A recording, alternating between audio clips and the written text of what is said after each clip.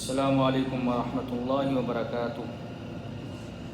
آج کے خطبے کا عنوان دنیاوی زندگی کے مختصر ترین لمحات کی حقیقت۔ الحمدللہ والصلاۃ والسلام علی رسول اللہ، اما بعد۔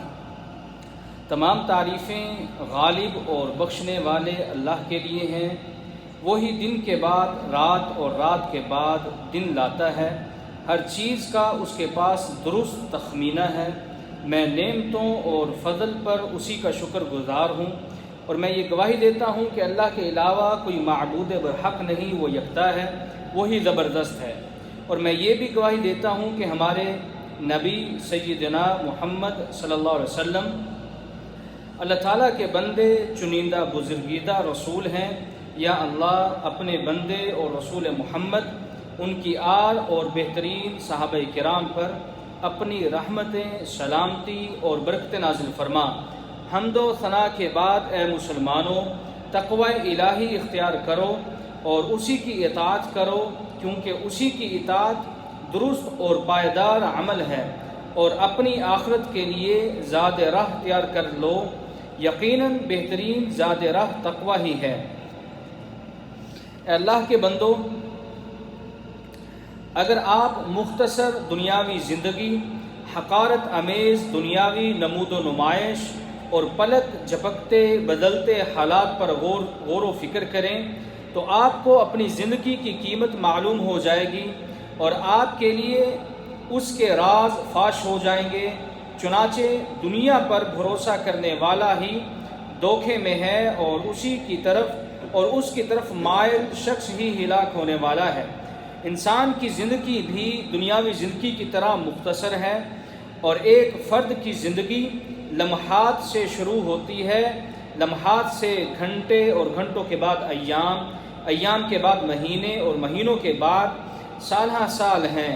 پھر انسان کی زندگی پوری ختم ہو جاتی ہے، لیکن انسان کو یہ خبر نہیں ہے کہ اس کے ساتھ موت کے بعد کون سے بڑے بڑے معاملات پیش آنے والے ہیں۔ کیا آپ کے بعد آنے والوں کی زندگی بھی تمہاری زندگی ہے؟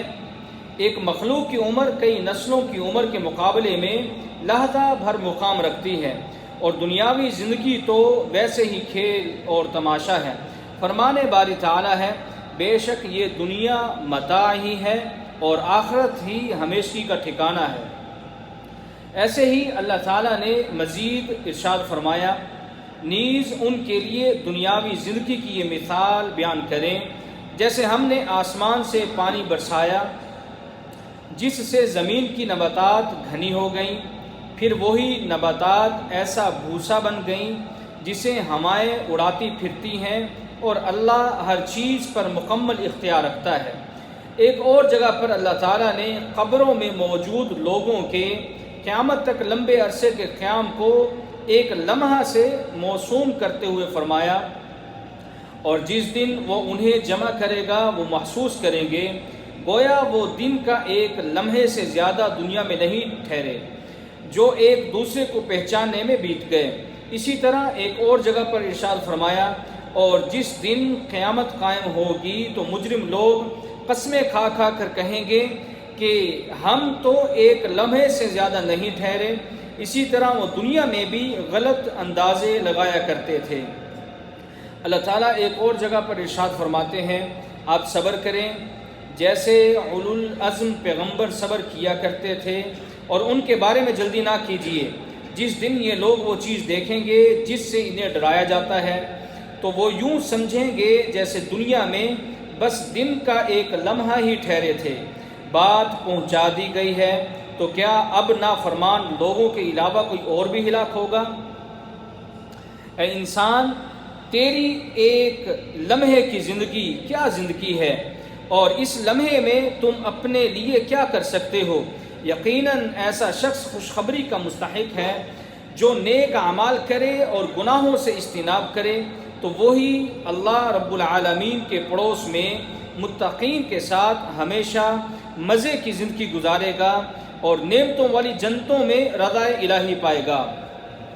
اور خواہش پرستوں میں مگن ہو کر نمازوں اور واجبات کو ضائع کرنے والے کے لیے ہلاکت ہوگی۔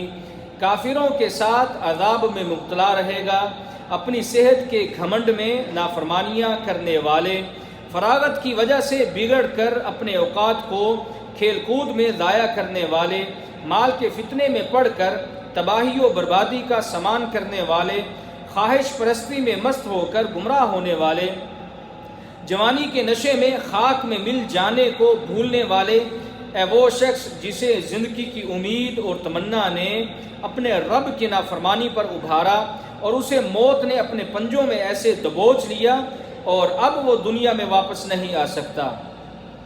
ایک حدیث میں ہے کہ لذتوں کو توڑ دینے والی موت کو یاد کرو، کیونکہ موت کا تذکرہ زیادہ کو تھوڑا اور تھوڑے کو زیادہ بنا سکتا ہے۔ ایک اور حدیث میں ہے کہ نصیحت کے لیے موت کا نام ہی کافی ہے۔ اے غافل اور لاپرواہ شخص، کیا ابھی پروردگار کی طرف رجوع اور توبہ کا وقت نہیں آیا؟ کیا ابھی گہری غفلت سے بیدار ہو کر اطاعت گزار بننے کا وقت نہیں آیا؟ کیا تم گزشتہ اقوام سے نصیحت نہیں پکڑو گے، ان بے آباد گھروں سے جو منظر سے ہٹ کر تاریخ کے اوراق میں چلے گئے، جو شان و شوکت کے بعد قصہ کہانی بن گئے، ان سے نصیحت حاصل نہیں کرو گے؟ ایام کے آنے اور جانے میں ہمارے لیے نصیحت ہے، ایک دن گزرنے کے بعد دوسرے دن میں منتقل ہو جاتے ہو، اسی طرح زندگی بھی گزر جائے گی اور خواہشات یہی رہ جائیں گی۔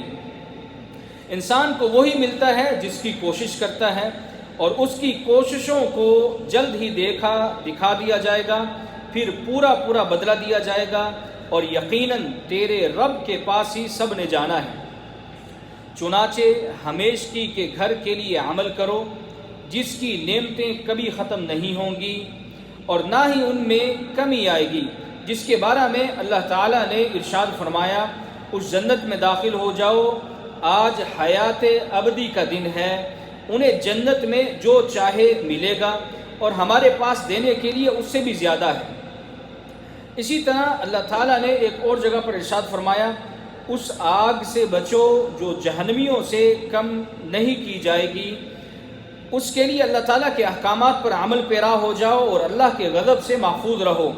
اس آگ کے بارے میں اللہ تعالیٰ نے مزید ارشاد فرمایا، ان میں سے جنہوں نے کفر کیا ان کے لیے آگ کے کپڑے کاٹے جائیں گے اور ان کے سروں پر اوپر سے گھولتا ہوا پانی ڈالا جائے گا، جس سے ان کے پیٹ میں موجود سب کچھ گل جائے گا اور ان کی جلد بھی پگھل جائے گی، نیز ان کو مارنے کے لیے لوہے کے ہتھوڑے ہوں گے۔ جب بھی وہ رنج کے مارے دوزخ سے نکلنا چاہیں گے تو اسی میں لوٹا دیے جائیں گے اور انہیں کہا جائے گا کہ اب جلانے والے عذاب کا مزہ چکھو۔ مزید ایک اور جگہ پر ارشاد فرمایا کہ اپنی آخرت کے لیے کچھ آگے بھی بھیجو اور تقوی الہی اختیار کرو، اور یہ یقین رکھو کہ تم یقیناً اللہ سے ملو گے اور مومنین کو خوشخبری سنا دیں۔ اے اللہ تعالیٰ کے بندو، اللہ تعالیٰ نے تمہارے لیے رحمت کے دروازے کھولے ہوئے ہیں، اس لیے نیکیاں کماؤ اور گناہوں سے بچو۔ چنانچہ کسی شخص کو گناہ کر کے اللہ تعالیٰ سے اعلان جنگ کرتے ہوئے رحمت کا دروازہ بند ہرگز نہیں کرنا چاہیے۔ فرمانے باری تعالیٰ ہے، میری رحمت ہر چیز سے وسیع ہے، لہذا جو شخص متقی ہیں، زکوٰۃ دیتے ہیں اور ہماری آیات پر ایمان لاتے ہیں، ان کے لیے میں رحمت ہی لکھوں گا۔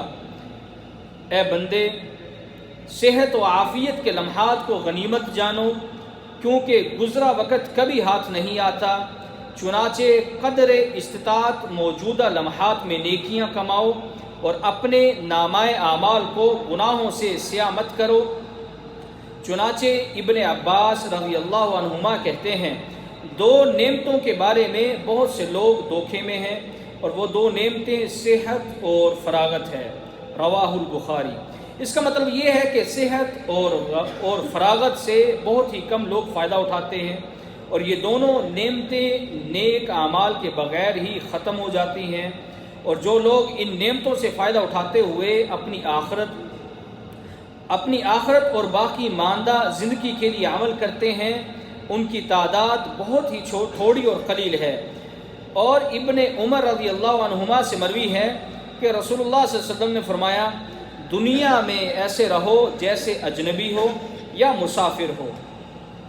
اسی طرح ابن عمر رضی اللہ عنہما کہتے ہیں جب صبح کرو تو شام ہونے کا انتظار نہ کرو، اور جب شام ہو جائے تو صبح ہونے کا انتظار نہ کرو، اپنی صحت کے وقت میں بیماری کے لیے کچھ انتظام کر لو، اپنی زندگی میں موت کے لیے تیاری کر لو۔